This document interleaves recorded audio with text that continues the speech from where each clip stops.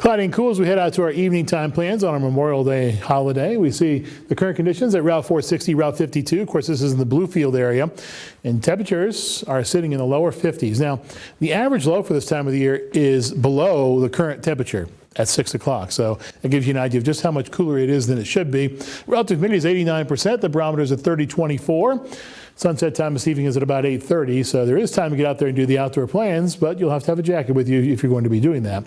It's 57 in Roanoke on the other side of the state line, so this is not the only area that's kind of cool, at least not Bluefield or Beckley. 52 in Beckley, and we showed you during the 5 o'clock show that places like Charleston and Huntington were sitting in the lower 70s, and that's actually a fairly common trend around other parts of the Midwest. 71 in Columbus, 70 in Indianapolis, 74 in Louisville, 69 in Nashville, 68 in Knoxville, middle to upper 60s as well as you head further off to the south into the Carolinas, where there are some showers. So if your travel plans take you south of West Virginia into Virginia and North Carolina, this will be a little bit of a concern for you in terms of your travels along I-77 down into North Carolina, South Carolina, where it ends, of course, in Columbia.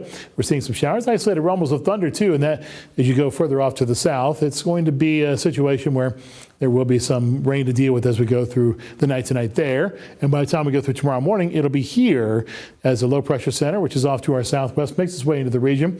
And there will be some heavy rain at times as over the next day or two. The big question is not if, it's how much are we going to get. Now, because it's been fairly dry, because of most of the vegetation is now greened up, we're going to have higher thresholds for flooding, and I think we don't exceed that threshold. So in other words, while there will be some ponding of water on the roads, there will be some standing water in the low-lying spots. I think flooding is less of a concern than it would be if it were a little bit earlier in the season before the trees began to really green up. As we go through our Wednesday into our Thursday, there's going to be a little bit more rain. There will still be some clouds around. Futurecast rainfall calls for more than an inch in some isolated spots. Bottom line is that we're going to see pretty heavy amounts of rain over the next day or two. The big question is, again, going to be the concerns for flooding. I don't think the concerns for flooding, again, are as high as they would be a few weeks ago. Ace of Pain's forecast, sponsored by ARH. Some smiling faces at first. Then, as we see the pressures drop, we'll see the Ace of Pains come back. And as we go through the end of the forecast, we're going to see much more happiness because temperatures are going to rise up. Middle 70s on Sunday.